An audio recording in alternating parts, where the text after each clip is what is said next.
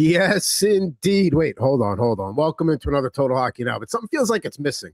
Like I feel like I don't know. Maybe there he is. Oh, there we go. He is back. Yeah, baby. Tony Rivers. I'm back. Oh man. We can finally stop playing defense, because I don't know about you, because I'm not a good defenseman. I mean, that's my natural position, but it's always nice to move up and play the wing or the center for sure. It's not my natural position. I look like Evan Bouchard out there, minus the goal scoring opportunities. But he should win the Norris this year, according to some people. God, no. The penalty kill is over. I mean, listen, as far as offensive defensemen go, there you go. But yeah, there's other quality Norris candidates out there, but that's not what we're here to talk about today, folks. It is the last heavy Thursday of the NHL season, because next Thursday is the last day of the season. Only 6 games that night, though. So tonight's a nice 14 game. There's a couple of more heavy game slates, Saturday being one of them the rest of the way. But this is it. This is the last chance to really go nuts and have a crazy hockey night here. We will get to our Thursday slate in about 25 minutes here. A couple housekeeping order things to do first. We will discuss what we think the final playoff matchups are going to be. Spoiler alert, there's not much change. I went through and did the schedules the rest of the way for all the teams. There's not going to be much change from the current standings, but we'll leave it open to debate. So we'll get to that here in a couple of minutes. But first and foremost, I think we have to congratulate a family member here of one of the three of us, at Ant Rivera 86, his brother Frank, 2026 league champion. Yeah. So there we go. So congrats to him. The crowd is very appreciative of that. There it is. And you look at the team he had there. The key contributors was he had both New York goalies, which I know Shesterkin was out for a lot, but Sorokin there. Obviously, any team. It's easy to say, oh, he had McDavid. Of course he wins.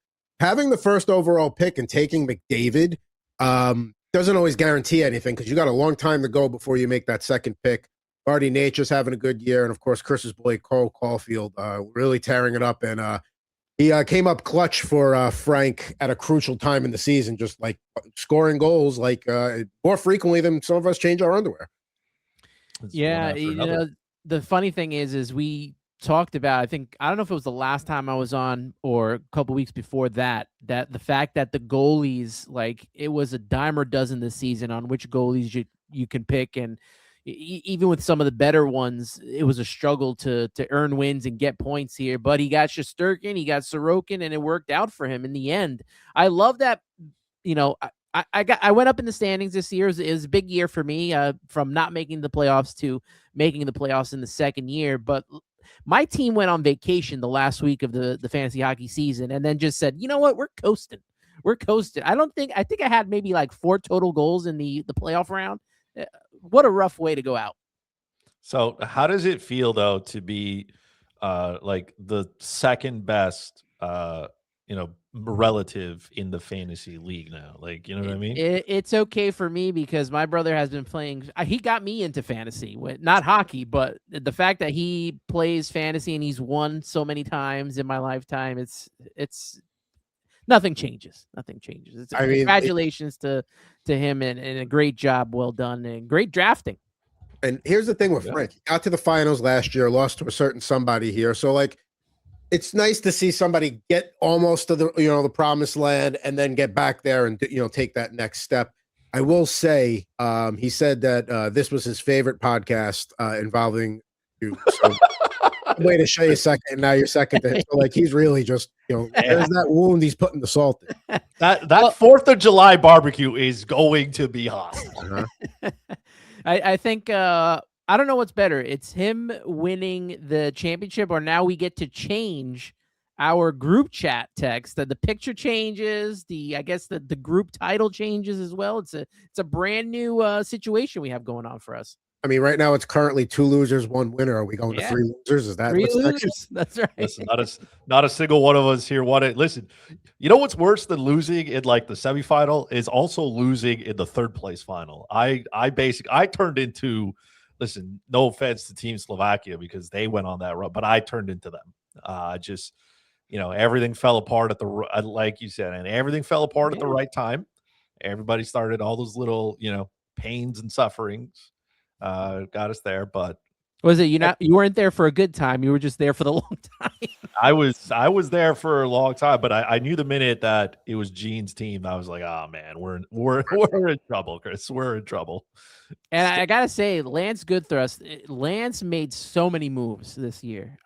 He was on top of the waiver wire like none other, and he took him all the way to the finals. So kudos to him as well. But my brother taking home the title, keeping it in the family. Keeping it in the family. Maybe I'll get to touch the trophy. Maybe a little. Oh, maybe I'll get to touch the trophy this year. Oh, I mean, if it's Stanley Cup rules, you don't get to touch it until you win. So, yeah. so just and in terms, there are some leagues that have their fantasy hockey championships that are either running through the complete balance of next week, maybe ending this weekend. If you're looking for a couple of fantasy ads, so there's nobody playing tomorrow, so there's really not too much of a leg to be had up. Somehow the NHL decided taking a day off 6 days before the end of the regular season was a good idea for the entire league. You're looking for teams that have games both Saturday and Sunday to get maximum bang for your buck in any ads. You're looking at the Bruins, the Flames, the Blue Jackets, Canadians, Devils, the Islanders, the Senators, the Penguins, the Mammoth, the Canucks, and the Capitals. So those are teams you're all looking to make potential ads for. Get that Saturday and Sunday if you need to make any additions. But we are 20 minutes away here from our final heavy slate edition. Like I said, next week it's just going to be six games. So plenty of meat on the bone this week. Next week it's more of a leftover bone situation. Before we get there, we're going to spend about 10 minutes on each conference, just talking about where we think each playoff matchup is going to end up there. And let's get that a little bit bigger on the screen. There we go. Let's get this a little bigger. So actually in. All right. So looking at this, let's start with the Eastern Conference. Now you can see I already have the Lightning, Sabres, and Canadians in this bracket here as they've all clinched. The Hurricanes have clinched there as well. I know Pittsburgh hasn't officially clinched. They can clinch with the win tonight. I'm going to put them in that 2-hole. I don't think anybody's passing them for that second spot. Philly's 4 points behind. I don't. So I think we could safely do that. But then here's all the teams that are available to make it on the right. Now, before we get down to the Metro here, how do we think these top three are going to shake out between Tampa, Buffalo, and Montreal? I think it's going to be Tampa, Buffalo, Montreal.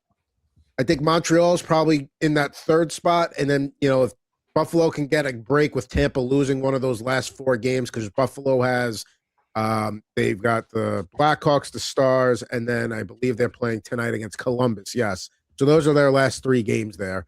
Whereas Tampa Bay's got a couple of the Rangers to close. I know they've got Montreal tonight.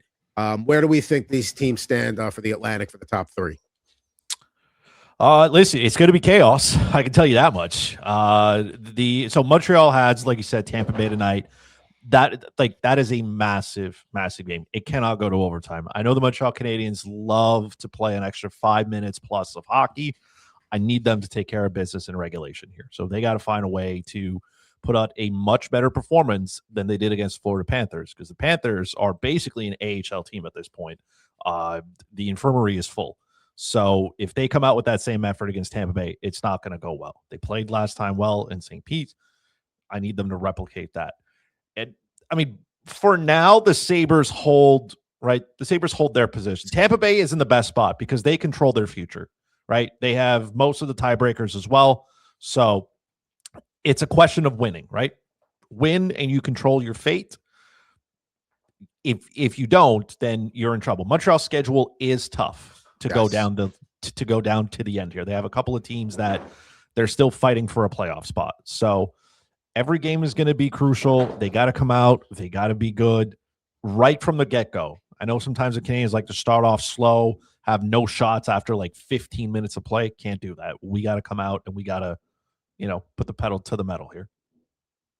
Looking at the remaining schedules for each squad here, Buffalo, like we talked about, they've got Columbus and then Chicago and Dallas, which Dallas will probably need those points at that point because they got Minnesota nipping at their heels. Montreal, they'll close the season against the Philadelphia Flyers next Tuesday. Remaining for them, they've got the Lightning tonight, the Blue Jackets on Saturday, and the Islanders on Sunday. So tough sledding ahead for them. And then finally, the Tampa Bay Lightning, they're looking at the Canadians tonight, the Bruins on Saturday, and then looking ahead to next week, the Tampa Bay Lightning are playing the Red Wings and the Rangers. Wouldn't it be something, by the way, if the Lightning, the Steve Yzerman's former team, ends up putting the nail in the coffin for the Red Wings in the penultimate game of the season there? That, I think, is something that would happen. So I think at this stage, we're gonna say Montreal's third? Are we gonna put Tampa first because they control their own destiny and Buffalo second? Or do we think Buffalo can hang on? I don't know, because Lightning have that extra game. I think that their schedule wise is better, especially if they take care of the Canadians. I think that's a big win, not only for them to finish at the top, but I think they finish at the top. I think Buffalo finishes second because, even though they're playing the Stars in the last game, I'm pretty sure the Stars are not going to be going full throttle. They're already locked in the playoff spot, and they don't need much there.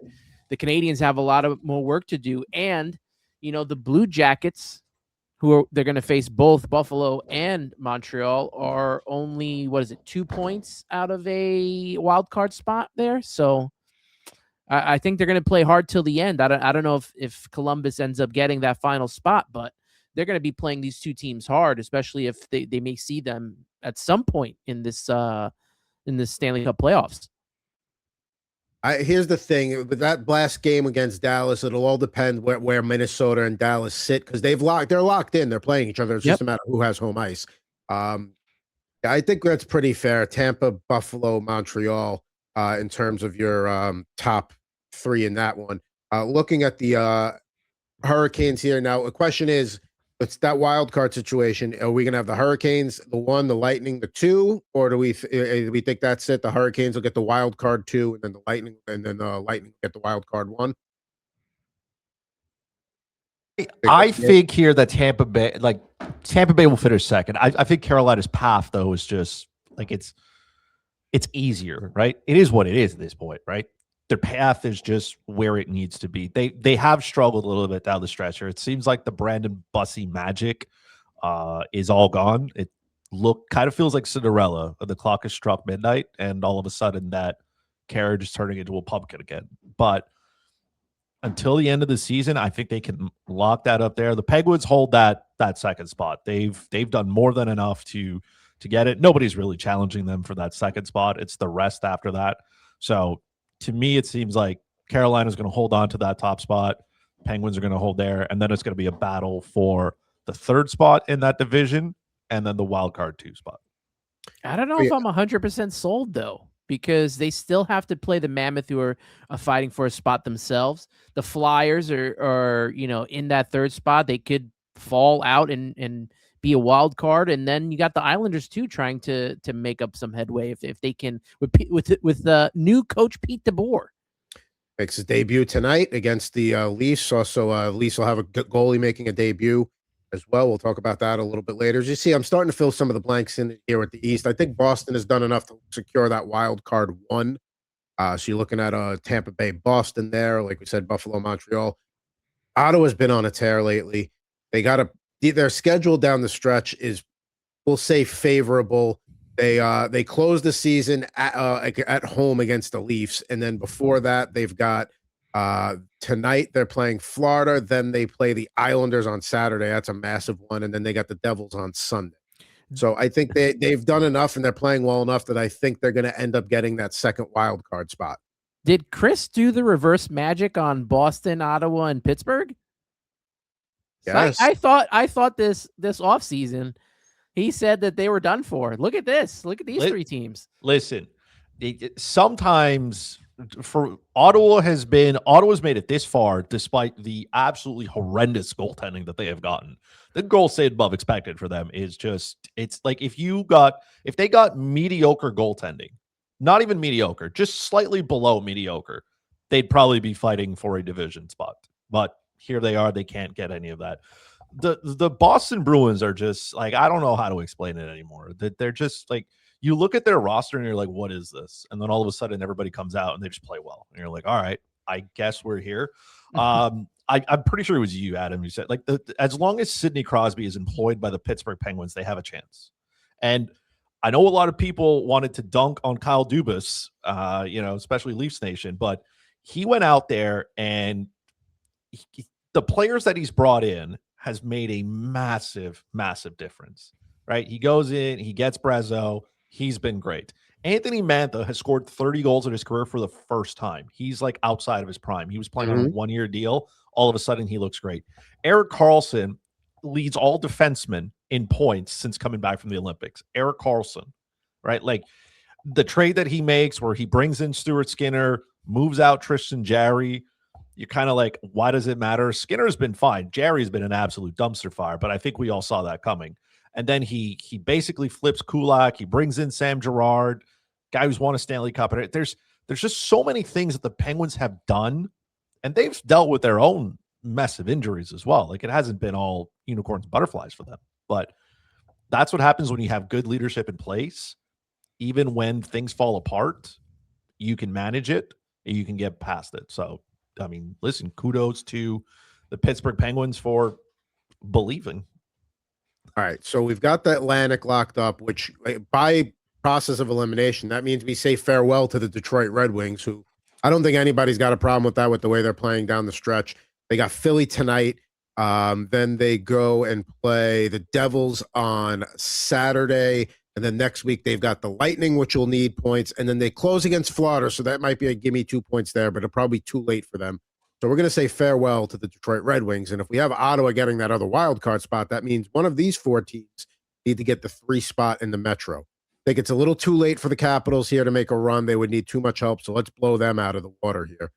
Looking at the standings now, between these 3 teams, Philly right now holds and controls their own fate, 92 points with 4 games to go. Islanders have 4 games to go at 89 points. Blue Jackets have 4 games to go at 90 points. The Islanders would probably need to win out, at worst, lose only a game to get in. They've got Toronto tonight, Ottawa, Montreal, and then they finish the season going against the Carolina Hurricanes. So maybe Carolina needs those points to secure home ice through the Eastern Conference playoffs, depending upon what happens with Tampa and Buffalo. Maybe they don't. I think the Islanders will probably fall a little bit short here, and to me, it's either Philly or Columbus for that 3rd spot. Looking at Columbus's schedule, they've got they close with the Capitals, and then they've got Buffalo tonight. Buffalo needs those points, and then they play the Canadiens and the Bruins. That's tough sledding. While the Flyers, meanwhile, we talked about they got the Red Wings tonight. They got Winnipeg on Saturday, and then they finish up with the Hurricanes and Canadiens, which Carolina may need those points. Hurricanes may need those points as well. I think Philly ends up holding on to it. They're playing so well lately. You know, Columbus is, yes, they won the last game, but they've been up and down recently. I think because of momentum, you have to give it to Philly. I would give it to the Flyers. They can go a long way by winning tonight, an exceptionally long way. One, Detroit, as we've said, not a very good team. Dan Vladar is getting another start. He has been fantastic, right? 3 goals against his last 3 games. He looks like the guy who's been able to solidify it. The addition of Porter Matone seems to have given the Flyers a little bit of life, because they as a team average fewer than 25 shots a game. And Matone has come here in his first 5 NHL games and has averaged 5 or more shots in 3 of those games. He had a 9-shot game. And like the Flyers are just one of the most boring hockey teams to watch. Like they don't give up chances. They don't generate much either. But somehow here they are winning games. It's by committee, right? A lot of guys are doing. I mean, Trevor Zegras has been a fantastic ad. He's come out and he's burying pucks. They're winning games as well in the shootout, mostly because Trevor Zegras doesn't miss anymore. But this whole team has enough to get them to where they need to be. But it starts tonight with Detroit. That is a 2 points that you can take to the bank and then win, and you set yourself up to control your future. It just seems like Columbus is running out of gas here a little bit. They're just falling a little bit too flat. Everything that made them successful when Rick Bowness took over, it looks like they're starting to revert a little bit back to their ways of Dean Evanson. At that point, too, yeah, I mean, it's also the schedule remaining, too. They don't have any gimmies, where at least Philly's got 1 gimme in there. So, or a perceived gimme, the way Detroit's playing and the way Philly's playing. So there we go. That's how we think the Eastern Conference is going to shake out. We got the Lightning and Bruins, Sabres and Canadiens from the Atlantic bracket facing each other. Then we get the Hurricanes and Senators, and then about the Keystone State clash between the Penguins and the Flyers. Now, let's go over to the other conference here. Let's do a Western Conference here. And yeah, so right now we know Colorado, they can clinch the President's Trophy tonight. Dallas, Minnesota, we know that's a locked matchup. It's just a matter of who has home ice. I'm happy to just leave things the way they are right now. I think Minnesota will put some sweat on to make them sweat in the standings, but Dallas has done enough, I think, to maintain that too. So we won't spend too much time there. It's just a matter of how the Pacific and the wild cards shake out here. So Seattle is mathematically still alive, but they're 2 points ahead of Calgary. They're not on the screen. You really have that much of a problem with it? If they win out, we'll figure out how I can embarrass myself on the internet. If the Kraken win out and take a playoff spot, we'll figure something. I don't even think they're going to win tonight. And that's where that How? They're 9 points behind, no? They're still mathematically alive. Mathematically alive is not logically alive. There is a big difference between the two. Listen, the Western Conference is so bad, okay? The Winnipeg Jets have a chance to make the playoffs. If they don't, they also have a chance of getting a top 10 pick in the draft. That's how bad the West is. You have a chance to make the playoffs, or you have a chance to get a top 10 pick. There's no middle. Either you make it, or you're terrible. That's it. What I'm going to do is I'm going to line up the teams the way I think, because we've got a few minutes before we got to get the picks here. I'm going to line up the teams the way I think they finish, and then you can poke holes. Or Milo, because he's right there too. Please don't feel like you can't chime in, Milo. Always love to hear your doggy takes. So I'm going to have Edmonton finishing first. I think they're playing well here down the stretch. It almost seems like they took losing Leon Draisaitl as like a challenge. Like, all right, fine. Let's see what we could do without Leon here. And they're winning. And of the three, and I know Vegas has won 4 in a row since Tortorella took over. I know most of those are cream puff opponents, but I think Edmonton, even because the Pacific is so bad and because they're the defending conference champions the last 2 years, I think you have to give them the benefit of the doubt that they're going to end up taking care of business here the rest of the way. Yeah, I would give them that spot too. The 5-point performance from McDavid is just like, it's typical McDavid. He pops out and he's just like, whatever, man. I'll take this team. I'll put it on my back and I will drag them to wherever it needed to be. It's not that, San Jose didn't put up a good fight. It's just you can't contain McDavid. And when he goes off, that's it. You just hope it doesn't hurt. And yesterday it hurt. What McDavid did in that game yesterday last night against the Sharks is expose just how thin that blue line, thin and young that blue line really is. So that's something that needs to be addressed in the offseason. I saw in the San Jose Sharks Facebook, them talking about like, would you maybe at this point change Warsofsky out? And I'm like, when the Golden Knights and the Islanders did it, they have the 2nd and 6th oldest teams in the league. So you got a bunch of guys that have been down the path of a midseason coaching change, even if it was never that late. The Sharks are ahead of schedule. Sharks are ahead of schedule. They're the 7th youngest team in the league. I'll say this. You give Warsofsky the offseason, you give Greer a chance to actually put some decent defensemen on that blue line. But if the Sharks are in a similar spot next year where they're like close but not taking that step, then maybe we can't touch that right now. Yeah. But for the wild card picture here, so I've got Vegas finishing second with them playing better on the Tortorella. Anaheim has stubbed their toe a bit here down the stretch, but I think any problems here with Edmonton 1, Vegas 2, Anaheim 3, we're okay with that? Okay, so now it's just a wild card picture. I think Utah has done enough. They're going to get that wild card 1. And I think what we saw a preview on Tuesday night, Edmonton, Utah, that'll be some series if that's how it shakes out. So Utah crosses over there. Now it's for that last wild card spot in the West. I have St. Louis here. I think it's a little too late for them. I take them out. Winnipeg, I know, has been playing well lately. They've got games against the Sharks down the stretch. A game against the Sharks if it comes down to that. It's really like who doesn't screw up the most gets this spot in the next week, I would say, is the best way to put it. I think the Sharks, like Ant said, this is ahead of schedule. This has been a fantastic season. They're playing meaningful hockey in April. I watched that game on Monday. I was down at the Shark Tank for Chicago. Chicago, one of the worst teams in the league. And not to say they struggled, but that was a tight game.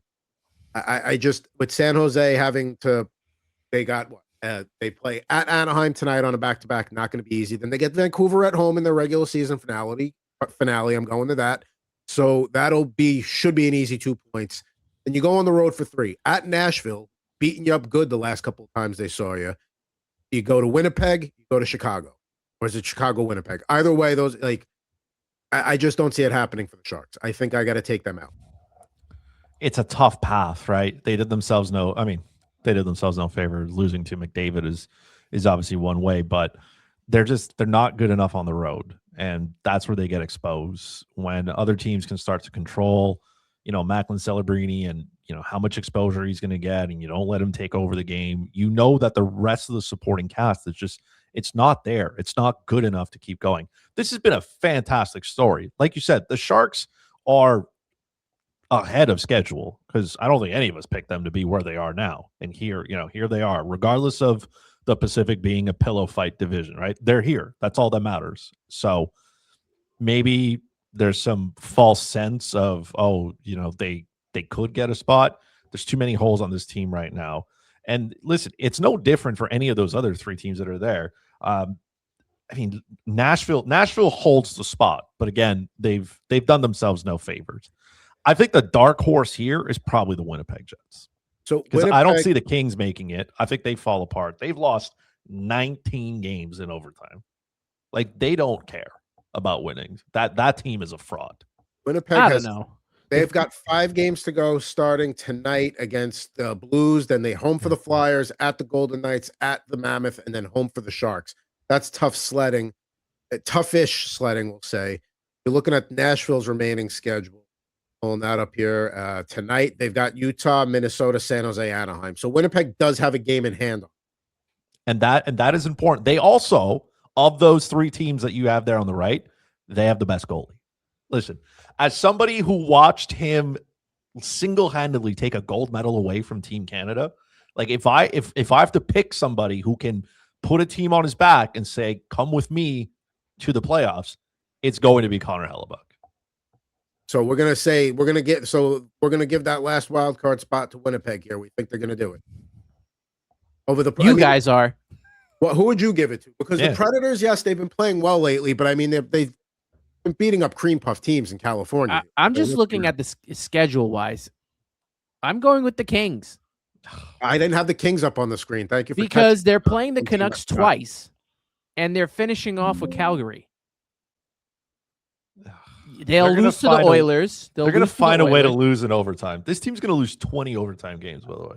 I'm just going, they're at 19 right now. I'm just going based off schedule. I mean, with the Predators playing the Wild, who are still, playing around, the Sharks and the Ducks are still going to be playing hard, trying to get into that final spot, just like the Predators are. And the Sharks have the Canucks, Blackhawks, and the Jets as well. I don't know. I think it's the Kings. They play Calgary twice, you said? Up there. They play Calgary and they play the Canucks twice. So I think that's the team. Are those games in LA? They play in LA tonight, and then the last 3 are on the road: Seattle, Calgary, Vancouver. They'd really have to fall apart like big time. It's possible, but they've fallen apart all year. Just based on schedule wise, I just think they have the best path to get to that final spot. Which again seems fair because they are a better road team, right? The Vancouver Canucks on home ice, man. If you have tickets to watch the Canucks, you might as well just flush them down the toilet, man. I can't believe they're selling tickets to that. They had what, like 9 shots or something in their last home game, and I'm like, why would I go? There's like the parking's not even worth it anymore. You'd have to give me the tickets if I'm parking and paying the meter there. It's so yes, but again, they should be better, and they're not. And the goaltending hasn't been where it needs to be. I'm going to trust the goalie, right? I'm going to give it to the Jets because I'm going to trust the goaltending gets it done, even in those tough matchups, right? The Jets have been there before. They know how to win. I know the Kings have as well. But in terms of skill and getting it done, the Winnipeg Jets at one point, they were sitting last in the NHL. And then, oh, and behold, here they come. So I'm going to give it to the better goalie. I would go Kings here just because of the schedule. But we'll call that we'll call that a tie. We'll put both teams there, and then we can let people listen, because Winnipeg has been playing really well down the stretch, and we'll see. I mean, they definitely have their fate in front of them, but I'm going to say it's the Kings. Chris is going to say it's the Jets. Ant's going to go with the Kings as well. Can't believe I forgot to put them up there, but you let us know what you think, who's going to be in that mix there, how they're going to shake out. totalhockeynow@gmail.com as we get things going here and we get ready. And there it is, folks. That's our last playoff preview edition there for what we think is going to happen. But it's 5:35 Eastern time. Let's not waste any more time.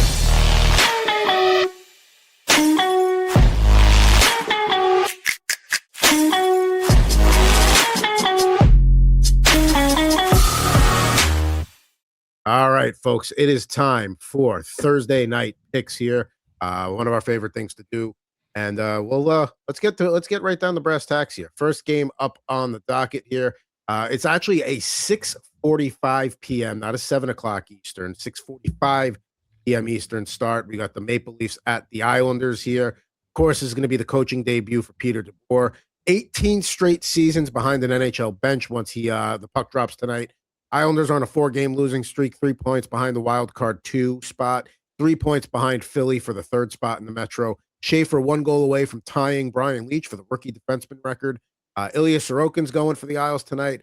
And pardon the pronunciation here, but making his debut for the Leafs is going to be Artur Akhtiamov. Akhtiamov, I believe, is the way to pronounce it. Listen, I'm taking the Islanders on the puck line, -1.5, -105. Isles have had a few days to get acquainted to what the coach wants here. They should get a spark out of the coaching change too, especially with Waugh being the guy going out. They're desperate. They should play like it. Sometimes just the first time you see a new goalie, it can limit the scoring, but I'm not worried about that here just because how bad Toronto is. Toronto 15-24 against the spread at home. Islanders 24-17 against the spread away. I think they snapped their skid tonight ahead of a big game against Ottawa on Saturday.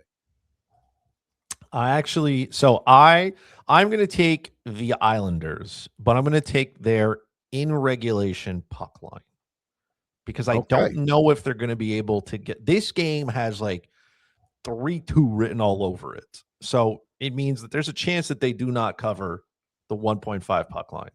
And if they can't score in an empty net, then again, I need the -1. I need the push in there. Toronto gives up the most shots against. They're horrendous on the road in terms of playing defense.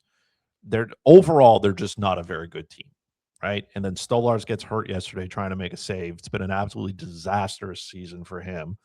And now they're thrusting this kid in because, I mean, how to be played yesterday for the Marlies, so he can't go because that'd be a back-to-back for him. And, well, Wall had to come in and basically play the whole game. So now you're turning to a kid who has he has played 11 minutes in the NHL, 11 total minutes. This is his first career start, and he has to do it behind a Leafs defensive group that is allowing like 30-plus shots a game.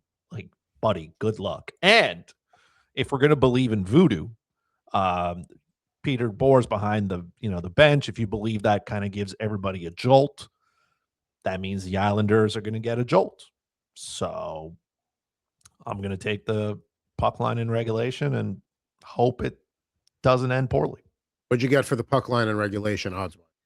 I got it over at Pinnacle -133. It was reasonable. I was okay with it. I couldn't find it on DraftKings and FanDuel, and I was like, that's wild because you can literally bet anything on FanDuel and DraftKings. But listen, the good folks over at Pinnacle were like, don't worry, we'll take care of you. It was a decent odd. And I was like, let's go. And we have our first total of the day. We staying away. I'm staying. There's too much going on in the Pete DeBoer coming in, new goalie. This is one that I'm just going to say I'll just stay away from. Total wise, I would lean over, but I could also see this being like a 3-0, 4-0 Islanders kind of victory. So I'll be okay with that puck line there. Next up on the docket is the Blue Jackets at the Sabres, another 7 o'clock Eastern puck drop. Columbus has won 4 of their last 5 against the Sabres. Buffalo has a 2-point lead over Tampa and Montreal for the Atlantic lead, but those teams have a game in hand. Looking at Jet Reeves versus Colton Ellis here. Looking on the money line, the Buffalo Sabres and Blue Jackets both at -110, so no favorite either way. 6.5 the total here for the teams. I got the Buffalo money line. I placed a bet at -120 earlier. Sabres are 7-1-3 on the back end of back-to-backs. I'd love to pick Columbus here because I think you'll get a strong effort. They're desperate for the points. Well, yeah, Buffalo needs the points for the division too, but they are locked into the playoffs. If Buffalo wasn't in as a tight a division race, where if like their spot was more or less guaranteed, maybe I'd lean more Columbus here. But I'll take the Sabres on the money line. I'm just going to sit back and watch here. There's way too much happening here. There's way too much. I don't like the Sabres have been all right. They haven't been as dominant as they've been. The Blue Jackets have been stumbling. This game could be 2-1. It could be 6-5. There is no middle. We're either going to get pure chaos or we're going to get a boring defensive game. I don't know what we're going to get though. So your guess is. Hey, we all have those games where you look at it and be like, I have no idea. And you don't even really look up doing research on it at that point. It's just like, I did research. I looked at it and went, what is this? And then stopped. So, Ant, what do we got totals here? Anything? Chris said it all. It could go either way. So we're staying away from this one as well. All right. So far, both of those. I'm going to be staying away from this next one. Lightning at Canadian, 7:00 Eastern, puck drop still in that window. Tampa 12-4-1 in their last 17 versus Montreal. Montreal has taken 9 of 10 overall, though. Cole Caulfield, we were singing his praises before on a 3-game goal drought, which is not long for most players, but by his standard, that's maybe getting a little long there. It's going to be Vasilevsky versus Dobesh. Like I said, I'm staying away here. I've got no lean on this one. See the game going either way. Tampa, the slight road favorite at -122. Montreal home dog at +102. Total is 6.5. We do have something here. We're going to take the under here, the under 6.5. The last time Montreal and Tampa Bay met, it was a 4-1 final. Having said that, 2 of those goals for Montreal were empty netters. So John Cooper and the gang, they're more than willing to pull their goalie early. And yes, there is a ton of skill on the ice there, but Andrei Vasilevsky his numbers on the road are very, very good. He is capable of stopping the puck on the road. Jakub Dobes seems like a whole new man. Ever since he has taken over, he's playing consistently. He looks great. There's nothing weak. He's not floundering around in his net. He is providing them with some much-needed stability. The Montreal Canadiens defensive group as well seems to be holding up great. They lost Alex Carrier. Caden Gouli's not going to play tonight, but I don't know what it is. And it's probably true for most players, but Arbor Jackey's in the lineup now a lot more. His game is getting there, but the reps are there and it's looking better. Jaden Strubal's the guy who's getting the most out of this because he's playing regularly now, and most nights he looks fantastic. So the consistency of those guys, the 7th and the 8th defenseman of not knowing, am I going to play? Am I not going to play? All of that seems to be gone. They're rolling out with the same group of guys on the back end. Everything is working fantastic. So I think there's enough here for this game to be under 6.5. If it gets ruined, it's because John Cooper pulled his goalie with 4 minutes because Tampa's on a power play. Both teams in the playoffs, both teams fighting for that final position, tied at 102. Montreal is 9-1 in their last 10.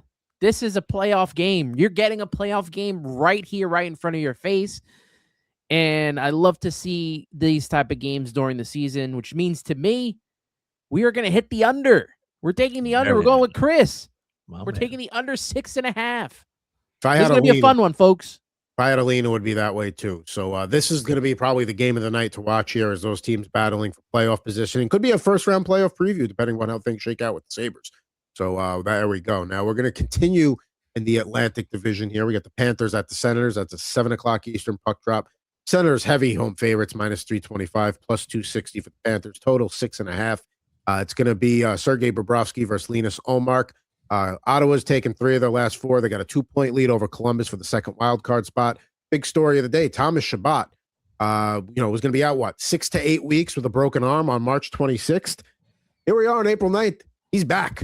He's ready to rock, and that is big for that blue line because they are so thin, and now they get their second best defenseman back here. Give me the Ottawa Senators on the puck line, -120. The money line and the regulation victories were too juiced.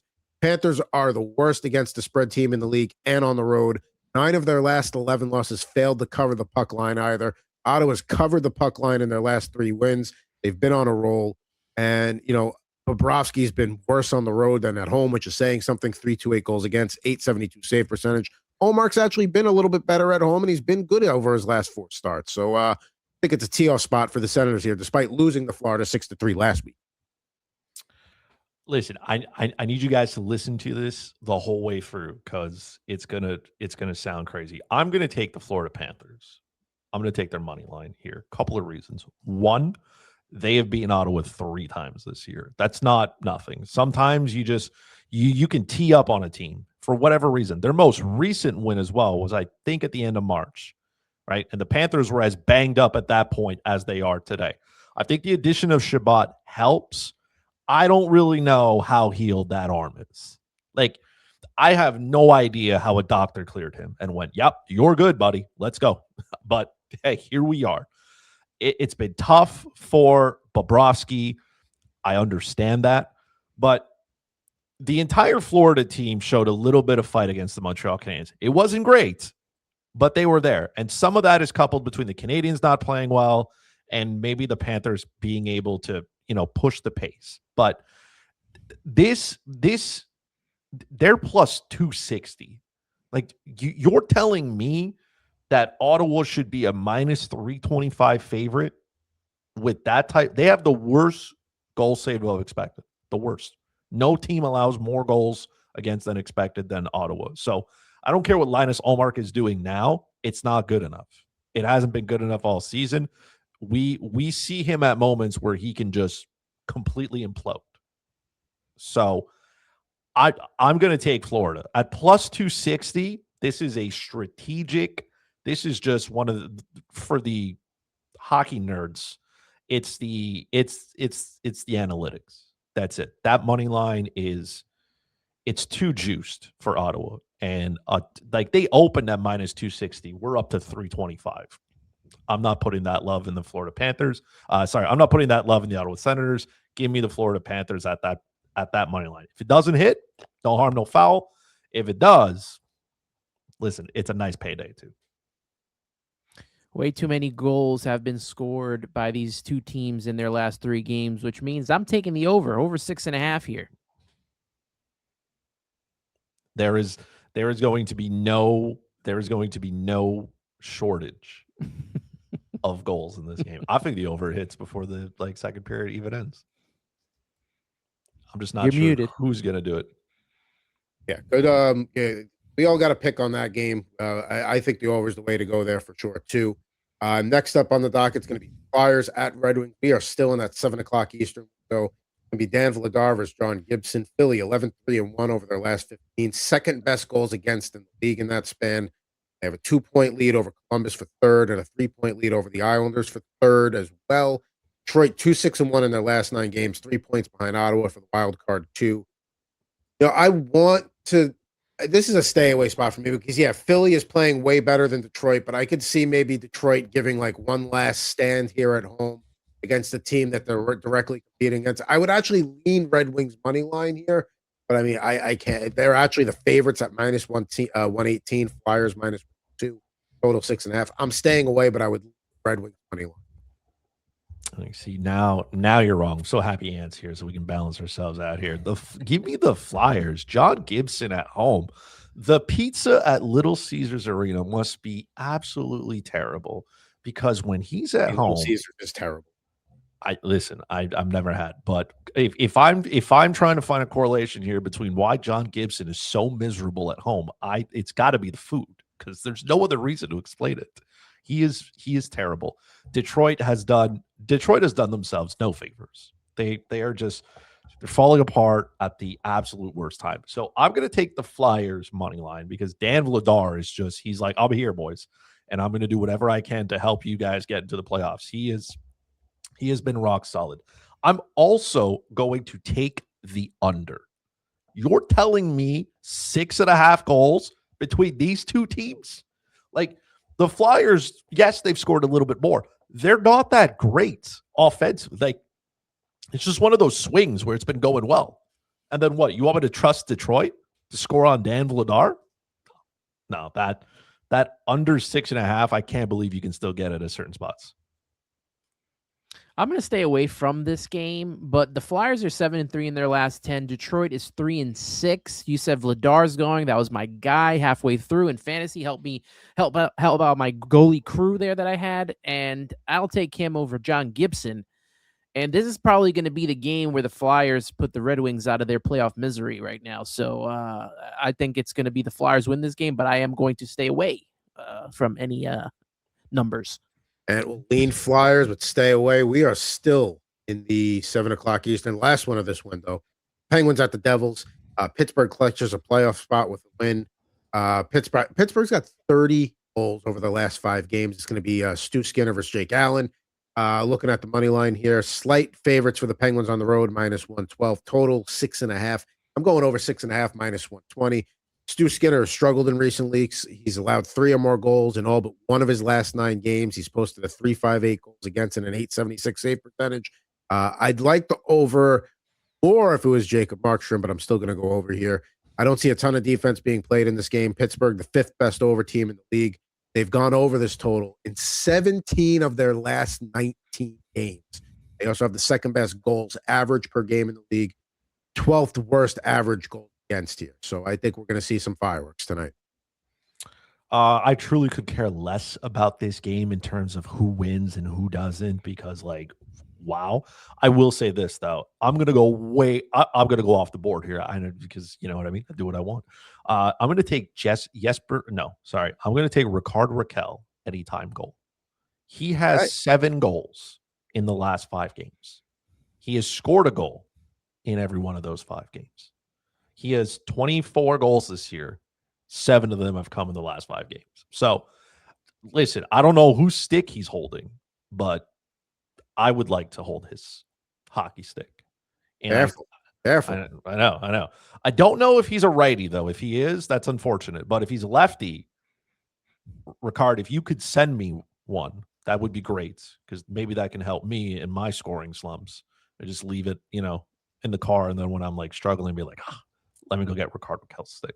Plus, not one of those little Canada McDonald's mini sticks. No. You want the real deal. I want the big one. I want the full size hockey stick from Rickard Rakell. He is red hot. And I mean, the Devils, they can't really defend. Luke Hughes is out, so that's another hole on the blue line that they didn't need.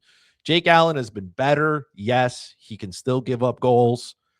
I just like the way Rakell is playing. There's still so many weapons on this Pittsburgh team. And like you said, they've scored 30 goals. That is a ridiculous amount of pucks to put into the back of the net.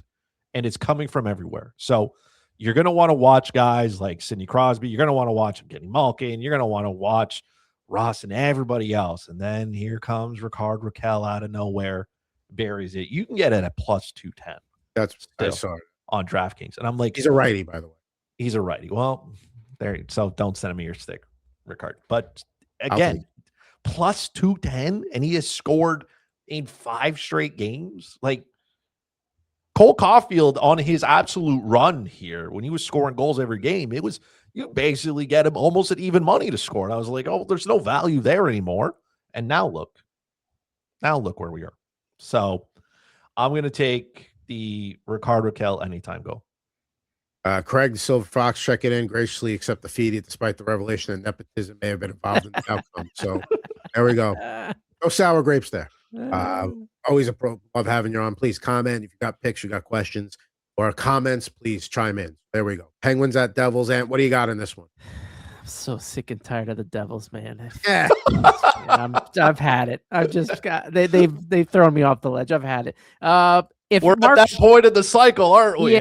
Yeah, we're there. If Markstrom was in net, I would totally take the over 6.5, because that guy gives up 1,000 goals. But I don't know. I could see this game being like a 4-1, like their last affair. With obviously Pittsburgh's winning. I mean, I can't go against Pittsburgh in this game. Sorry, but I'm gonna stay away numbers wise. I got nothing on this one. But I would say if Markstrom was in net, then I would go over 6.5. Next on the docket, we got the Jets at the Blues, and now we're in the 8 o'clock Eastern window. Robert Thomas has a 4-game goal streak with 11 points in that span. Winnipeg has won 6 of their last 8. We're looking at a Connor Hellebuck versus Jordan Binnington matchup here. We've seen that plenty, both in international and NHL play over the last couple of years. Blues are slight home favorites, -115. Totals 5.5. Staying away, but if I had a lean, it would probably be under 5.5 at this point, but I'm not touching this one. Man, I was hoping it would be Joel Hofer because he's the better goalie, but it's not.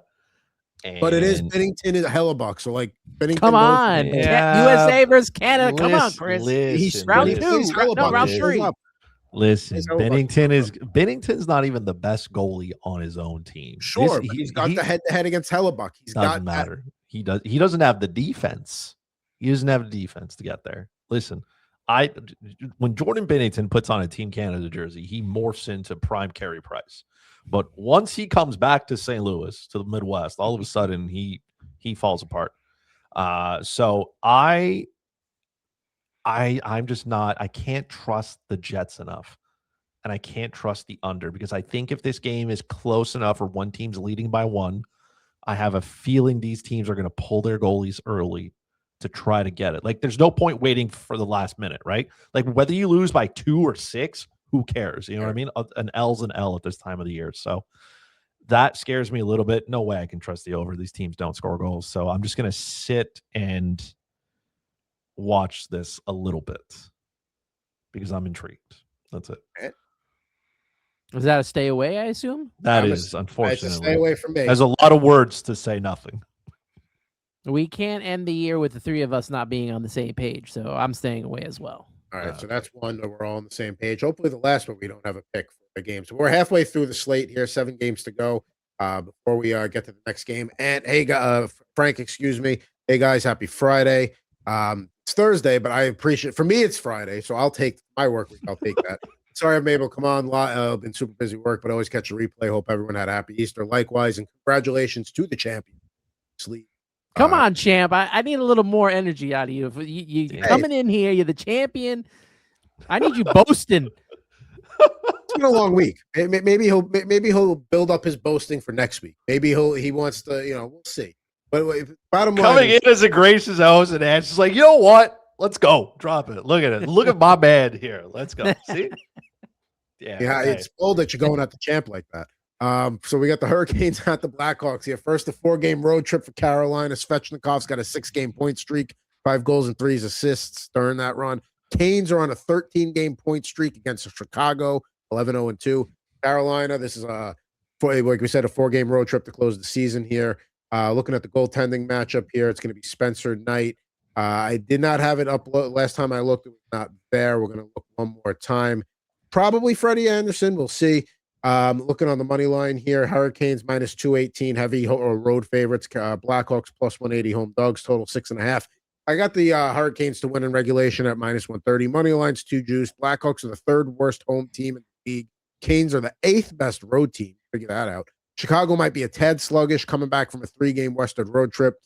I know Chicago's one of the better against the team spreads in the league, and Carolina is one of the worst, so that's why I avoided the puck line.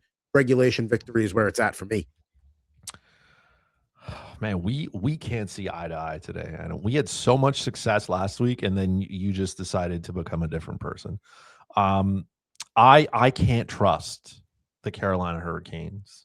I can't trust Freddie Anderson at any point. And the thought of him potentially starting this game for Carolina, that does not sit well with me. I'm going to take Chicago's money line because yes, the Hurricanes are tops in the league in shots on the road. They are like above all fantastic. Chicago has already beaten them once. They met earlier once. It was a shootout, right? It was a shootout finish. They still won. Like the Hurricanes, they're giving up too many goals. There's too many. Yes, they win, but this is not a team that is built or structured to have to score 5 goals every night. Like that's not what they're needed to do. And when Freddie Anderson plays hockey, listen, it's not fantastic, right? Brandon Bussey has come, like I said, a little bit down to earth, and it's okay because he's a rookie, and that was not That was not his job. He wasn't expected to go out there. So if at any point it's Freddie Anderson who's going to get the start, he gave up 5 goals against Ottawa, right? He won 5-1 against Columbus. Okay. He gave up 1 goal on 10 shots. Okay. So let's not praise him with very much. Gave up 3 goals on 18 shots, 4 goals on 18 shots. Like, he's not facing enough rubber to be giving up that many goals. So I think that Chicago, despite coming back from a long road trip, maybe they're missing some juice. They have nothing to lose. So all the kids are going to go out there. This game is going to be a lot closer than I think most people want to give it credit for. If I'm going to get crazy value at plus 180, plus 170 now, plus 170, I'm going to take it. All right, plus 70 just went down. So a couple of people, maybe some people thinking the same way you are. And we got a total here. What do we got? Yeah, we'll go over 6.5. I mean, with Freddie Anderson giving up the goals, Chicago, okay. I think the last time these two, like we mentioned, there was a shootout. I think it was 4-3. So I think we'll see some goals in this game. Let's go over 6.5. Like that lean. I like that play there. I would lean that way as well. In the 9 o'clock window, we got a first round preview here between the Minnesota Wild and the Dallas Stars. The Wild are on a 4-game winning streak. They're 2 points behind Dallas for that second spot. Boldy and Kaprizov, 13 combined points in that stretch. Ryan Hartman, believe it or not, has a 7-game point streak. No shock that that's the longest of his career. Kaprizov's got 17 points in 12 games against the Stars. Dallas holds the regulation wins tiebreaker at 35-30. It's going to be Philip Gustafsson against Jake Ottinger. Looking on the money line here for either squad. Stars home favorites minus 125. Wild plus 105. Dogs on the road. Total is 6.5 here. I'm staying away, but I would lean over. I mean, I know Gustafsson's pretty good. Jake Ottinger, not as much, but I'm not touching this one. Because I could see both teams maybe not trying to. I mean, I know they're division rivals and they see each other plenty anyway, but getting this close to the playoffs, sometimes you don't want to reveal too much. So I don't know. This is a stay away spot for me. Again, man, you and I we're living different lives. The under. This is a playoff preview. These two teams are slated to face each other. This is kind of, I feel like it's like a preseason game before the playoffs. Like, each team gets to feel each other out one more time before it all starts to count again. Doesn't matter where they finish, really. They're just there. So I expect this to be a physical game. I expect this to be a very tight defensive game. I'm not expecting either one of these teams to go back and forth up and down the ice trying to trade chances. It's not going to happen. I expect that can happen if it's message sending time and you start seeing teams go to the box. It could, but even at that, right? I don't think any of these teams want to jeopardize that at that point. You might get teams sending some messages. Yes, you're going to get the physicality out of the Folignos and stuff, but at the same, again, I don't think this is going to be a track meet because you do not want to get involved with that if you're the Minnesota Wild, because I don't think you come out on it. The last time they met, 3 total goals were scored, right? And we've established that sometimes when it's a low-scoring game recently, well, it's not even recently, it's March, right? Sometimes it's supposed to go the other way, right? But that's voodoo. That doesn't exist. So in my books here, both teams are decent enough on the penalty kill. Yes, the power plays can do some damage, but these are teams that mitigate the shots, right? Dallas is really good at defending the front of their net. Their goaltending is above average. I'm going to take the under 6.5 here because I think we're going to get a nice goaltending matchup. And barring Jake Ottinger falling apart, this should be another low-scoring event.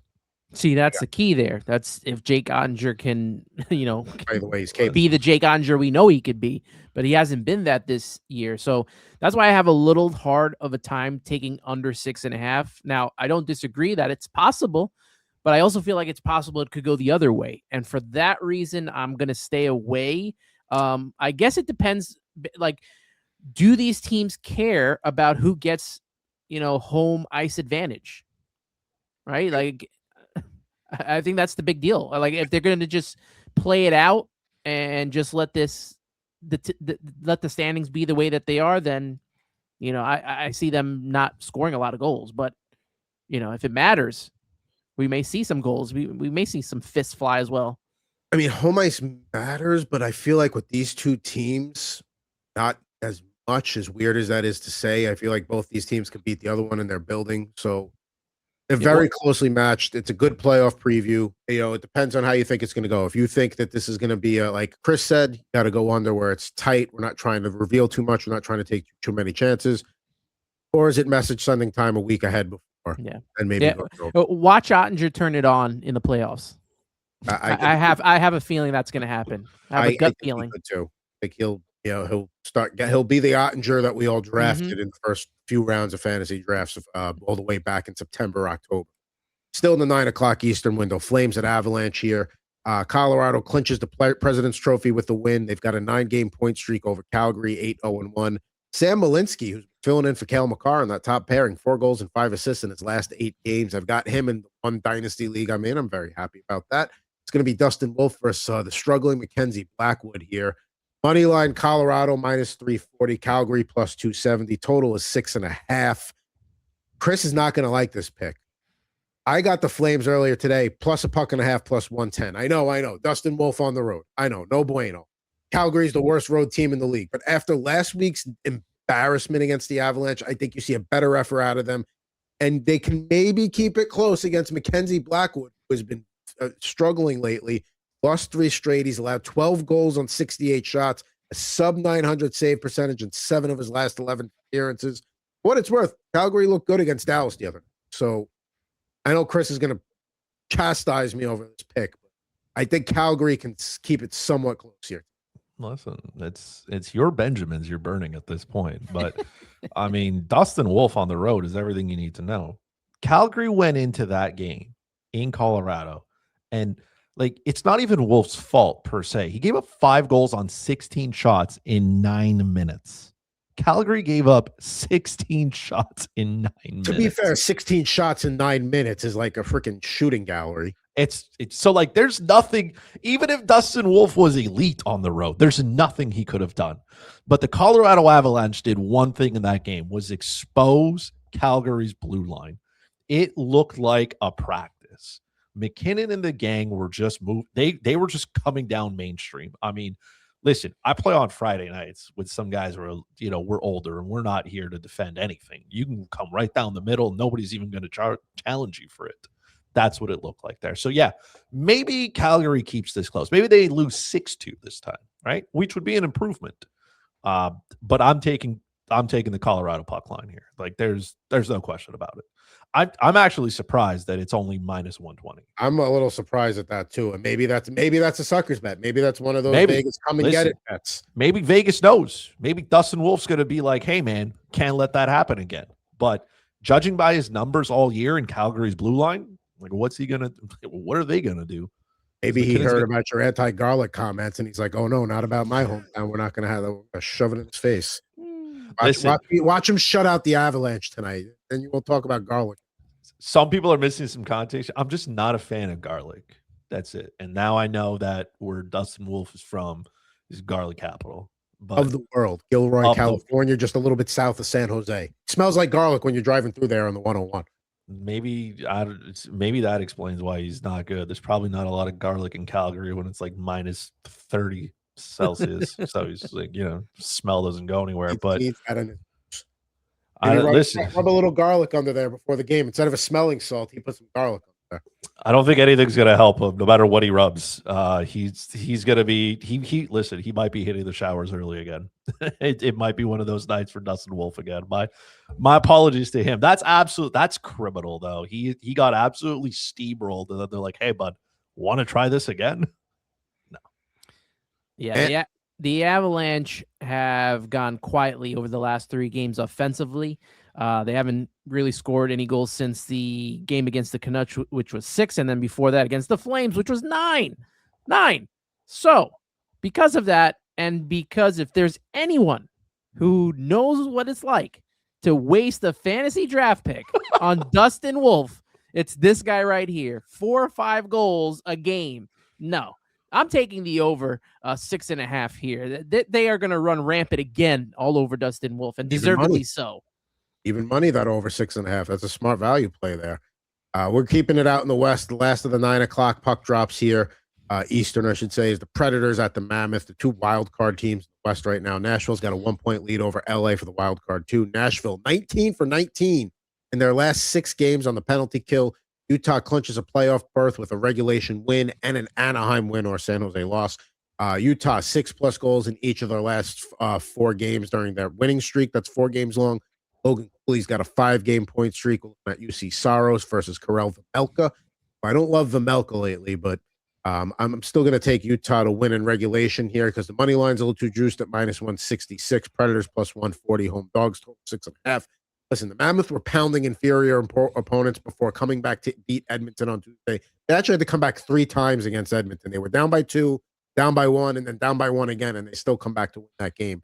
And they got their first franchise victory over Edmonton. And sometimes like little stupid things like that for a franchise like the Mammoth matter and keeps them propelling. And I also think Nashville's they're stepping up a little bit in weight class here compared to the teams they've beaten lately. San Jose, Anaheim's playing terrible. LA, not a great team. Chicago, Vegas pre-coaching change. So I think the Mammoth get it done in regulation tonight. This is another playoff game. Yep. I'm gonna go with the under here. I believe that to be a thing. Yes, the Mammoth have been beating up and scoring goals, but I mean, it's the Kings on the road. I mean, Seattle, the Predators on the road. Canucks, Kraken. So Edmonton, if I'm not mistaken, like Tristan Jarry started that game. So that's a free square. You're going to score no matter what. And then beating up on the Vancouver Canucks, most teams do. So the Preds, yes, they score goals. This was they're trying to close out a long road trip here. It's been an up and down kind of go to, but again, I mean, they got bailed out in Anaheim because I mean, Noonan stood on his head and kept that close. I don't know if I'm expecting the same out of UC Saros, but I'm not expecting this game to be as wide open on either side.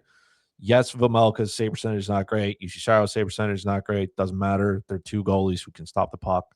So the only thing I feel like that can beat us here is an empty net goal, because we've seen that a couple times. But I'm still going to go with the under here. I think that's where the smart money should lie. Oh, I'm saying sorry, guys. I'm staying away from this one. We'll wait with bated breath. Yeah, no, for me, it could go either way. This is another matchup, another playoff opportunity matchup. It could just go either way. And I don't feel comfortable, especially with the Mammoth scoring as many goals as they have been. And then you have Saros in net. I would lean under, but I don't know. I feel like this is a game that too could go the opposite way, and it could be a lot of goals scored. So I'll stay away from this one.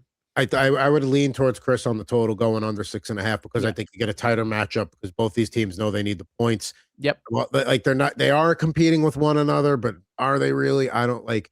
Here's the other thing too, with that I would also look at the overtime +330 for a regulation draw to go to overtime because both of these teams, if it's close late, they're going to very much get into that. Okay, we both need points. You will play for that second one in overtime. That's the one thing I hate about this time of the year is you can almost see teams go into that mode with 3-4 minutes to go because nobody wants to potentially sacrifice that point and rather get one and play for 2. Get the Sharks at the Ducks. San Jose 3 points behind Nashville for the wild card too, but they do have a game in hand and a head-to-head matchup next week. Celebrini 6 points shy of tying Joe Thornton with a single season franchise record. Anaheim's got a 6-game winless streak, 0-5-1. Looking at the goalie matchup, it's going to be Yaroslav Askarov and I assume Lucas Dostal because I'd rather trot Dostal out there again than trust Ville Husso. Money line, Ducks -166, Sharks +140, home dogs. Total is 6.5 here. I got the total over 6.5, -125. Anaheim, second best over team in the league, 4th best at home. They haven't allowed less than 4 goals in a game since their last win on March 26th. All 3 of the meetings between these two teams have gone over this total. San Jose has been more of an under team as of late, but their last 2 losses, they've allowed 5 or more. Going back to the beginning of 2026, Yaroslav Askarov's 18 starts, he's allowed less than 3 goals only 3 times. So 15 times he's allowed 3 or more in that stretch. Can't trust him right now. Sure, this is 2 struggling teams that may shift their focus to defense to try and get out of the funk and we get a lower scoring game, but that's not how these teams are built. Give me the over 6.5. Yeah, even if San Jose wanted to play defense, you know what I mean? Like they can't. we're not there yet. They got to go out there and they got to try to outscore their opponents. And listen, no, the Ducks love to outscore opponents. Their 5-0 loss looks bad, but if you look at every single one of those offensive analytics in that game, they should have had a couple. So I'm right. Finally, we're on the same page here, and we got there. I will go with the over as well. I read that Noonan's performance was like statistically like the best of the season of any goaltender. Yeah, I mean, he stood on his head. He did everything he needed to do. For all the reasons you said, Askarov is not. So, I mean, we should easily see 3 goals from each team before the second period is even over. And once you get to 6, it's basically 7. So, pretty much. There you go. Gentlemen, we've hit the trifecta. We did it. Over 6.5, baby. Yeah, that's that. Goals are going to be scored. Let's leave it at that. You know what we should have? We should have for our screen, since we have the 3 shot here, we should have the slot machine that comes down and hits all the numbers. That's a hell of an idea. I'll have to work on that for the offseason. Yeah. And get just one of the arms rolling that it's just bing, bing, bing. When we get it all right, we can choose something that brings us all together and say we finally did it. We got 2 games to go. My mind is blown. But we all agree here on this one, over 6.5, minus 125. Maybe find a better number. Yeah, this one's an over spot in Orange County tonight. One that's probably not an over spot is the Golden Knights at the Kraken. Vegas 4-0-0 and outscoring opponents 17-7 since John Tortorella took over. Seattle's on a 6-game losing streak, and they've only earned 4 points over their last 11 games. Looking at Aiden Hill versus Joey Decord. Vegas heavy minus 192 road favorites. Kraken plus 160 home dogs. Total is 6.5 here. The Kraken are calamari when it comes to this 2020 season. They've lost, like I said, 6 in a row. They've only covered the puck line 3 times in the last 13 losses. 5-14-2 since the Olympics. They have been atrocious. The Kraken have lost both games to Vegas, but they were both 1-goal games. I'm hesitant to do the puck line with Aiden Hill in that, despite Joey Decord losing 6 straight games himself and posting a 404 goals against and an 852 save percentage in that stretch. It's tough to not take Vegas in some capacity here. Getting them in regulation at minus 110, that's a strong way to go. Calling the Kraken calamari, though, that is just wild work because it's so true. Listen, you said you don't know where the goals are coming from. You just like Joey Decord he's leaking incredibly, and Aiden Hill is bad. And I have a feeling John Tortorella is giving Aiden Hill a start, but in the back of his mind, it seems like Carter Hart's going to be his guy. It's his guy. He knows him from Philly, right? I just feel like he's going down that path. Off-ice stuff aside, Carter Hart was playing fantastic on so maybe Tortorella knows how to get Hart going. Maybe that's also the reason they brought him in. But he probably doesn't know how to get Aiden Hill going, and nobody knows how to get going. Aiden Hill has put together one of those seasons that you just want to forget completely. He has an 868 save percentage. Like that is ECHL numbers. Like that's unemployment at this point. So I get that the Kraken can't score. Like I understand they can't. But you're telling me they can't put like 2 or 3 past Aiden Hill? Absolutely they can. And then Vegas is just going to pound Joey Decord, and the rest of they're giving up. The Kraken gave up 6 against Utah. They gave up 4 against Chicago. They gave up 6 to the Jets, and then they gave up another 5 to Minnesota. Like they're just like it doesn't matter who you are. That's a wide list of teams. They couldn't score against Edmonton. Okay, fine. Like it happens, but like they're giving up so many goals, and they're not good enough to score. All this to say that there's a lot of word vomit. The over by like 100 million miles here. I don't know how we're getting it at such a. Consider the puck line based on what you said. Or here's the thing with the puck line, though. Like I could see this game like going to overtime because goaltending is so miserable. It's going to be a back and forth kind of thing, right? Like it's, Bobby McMahon's going to score 2, and then boom, all of a sudden Pavel Dorofeyev scores 2 more. And then, I don't know, it goes off a body, and, Aiden Hill gives up like 3 goals on 7 shots. All right, so you got the over 6.5. I got the Vegas to Golden Knights to win in regulation at -110. What are you doing here, Ant? Yeah, no, thank you. Stay away. Tony Rivers going to not take a Nah. hit on this one. And then last but not least here, the last game of the 14-game slate. And it's kind of sad because we only got 6 next week. So, like, this is the last heavy slate here that we'll be talking about till October. The Kings are on a 4-game point streak, 3-0-1, hosting Canucks tonight. And they are 9-2-4 in their last 15 against Vancouver. Money line, heavy home favorites, -278. Canucks +225 on the road. Total is 6.5. Anton Forsberg seems to be the guy in LA right now. He's going to be taking on Tolopilo from the Canucks. I'm thinking the Kings on the puck line here, -1.5, -105. Logically, you can't make a regulation victory bet on the Kings just because they just go to overtime like it's their job. But I do think we found the one opponent they tend to bully a bit. The first of a 3-game road trip for the Canucks. And yes, this is the battle of the second worst road team for the second worst home team. Kings are a lowly 831 against the spread at home. But again, this is a beat up spot here. Forsberg looked good against Vegas. Tolopilo looked good against Vegas in his last outing, but he hasn't covered the puck line or won in his 4 prior starts. But before that, Forsberg 175 goals against and a .939 save percentage in his last 4 appearances. And looked great against Nashville on Monday. I think the Kings, beginning of their easy stretch of the schedule, they can win by 2 tonight. Yeah, no, they can't because you can't win by 2 when you go to overtime. Like it's mathematically impossible to win by 2 when you go to overtime, regardless of what the outcome is. They went to overtime against St. Louis. They actually won that. That's impressive. Against Nashville, they lost 5-4 to shootout. That 7-6 absolute just donkey of a game against the Leafs, which ended up winning, and then beating Nashville again in the shootout. So, like, the Kings, we should just, you know how when you used to buy your NHL game, you could like simulate through part of the game? We should just simulate the first 60 minutes. Let's just call it like 2-2 after 3, and then go straight to overtime. You go, you park at crypto.com, right? You tell the valet guy, like, don't even stop the engine. Let me just go in 5 minutes, maybe a little bit longer. We'll watch the shootout. Settle it that way. Each team gets a point. Who cares, right? It doesn't matter for Vancouver. They're locked into last anyways. Give each team a point. See if somebody scores an overtime shootout. And then, I don't know, hit one of those bars on one of those nice streets or something, or pay too much at Nobu. But for any other reason here, this game is meaningless. I hope I fall asleep before I have to watch it.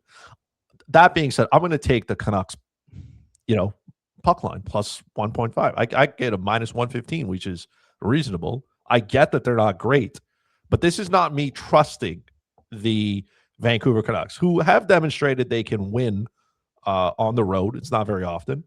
But the Kings are horrendous at home. They can't win in regulation, or they love losing in overtime. So that means a lot of their games are close. Their last 4 have been close. I can't trust the Canucks enough, though, but I can trust the Kings to go straight to overtime. You're talking about the final team to make the playoffs, Los Angeles Kings. That's what you're talking about right there. Listen, here's what I'm looking at. I'm looking at a team who's about to lose their 20th game in overtime. That's what I'm looking at. I'm watching a team out here that just doesn't win in regulation. They're just like, not interested in doing that. So the Kings, I'm not interested in this game, so I'm I'll say this. If they make the playoffs, the Kings' penchant to go to overtime actually works in their favor a little bit. We all know overtime in the Stanley Cup playoffs, anything can happen. Even with the 19 losses? Listen, just get there, and see what happens. I mean, listen, it's Colorado, so nobody's expecting anything if that's who they play. But there are teams that I'd be like, yeah, maybe they'd steal a game and make it 5 against Colorado. Not the Kings. Be a quick 4-0. Get out of here. Sure. No. Not. Sorry, not happening. There we go. Just you want to go back and look at our picks. I'm not going to recap everything from all 14 here because that would take a few minutes in itself. Just go back to the game you want to find in the video. We put the little topic bars up to make it easy for you, so you can just skip right to the ones you want and get our recommendations. Yeah. So that does it for this edition of Total Hockey Now. Before we go, we do have to go and go around the room here. Don't forget, you can get my Wednesday picks at on Tuesday nights or Wednesday mornings, depending upon the time zone you're in. 10:45 p.m. Pacific on Tuesdays or 1:45 a.m. Eastern on Wednesdays, depending on where you live. You can catch that out. Also, Rip and Riff with myself and at Mr. Jared Moore. That comes at you on Mondays. Talking plenty of hockey there as we get closer and closer to the playoffs. And Subway to Shea podcast back to its traditional format with Mets coverage after the World Baseball Classic. What's coming up there? Yeah, absolutely. I got to say, February and March, man, what a fantastic month of sports. The Olympic hockey, you had WBC. It was great for all world sports. Now we're focusing on the Mets. They're off to a pretty decent start of the season. Got good pitching, got somewhat good hitting, a little bit hit by the injury bug, but I'm not getting too crazy earlier on in the season, but we'll cover it all on Subway to Shea this Sunday night at 9:30 p.m. Eastern time. Wrap your weekend up with Subway to Shea. There we go. Yes, Sunday Subway to Shea, a little alliteration there. Of course, Chris, fantasyalarm.com/NHL. You get his picks for other days of the week there. What's coming up or what was just on the most recent Slap Shot? Next episode comes next week. We are going to break down the East and the West. Once we find out who is playing who, I'm going to put together a perfect bracket.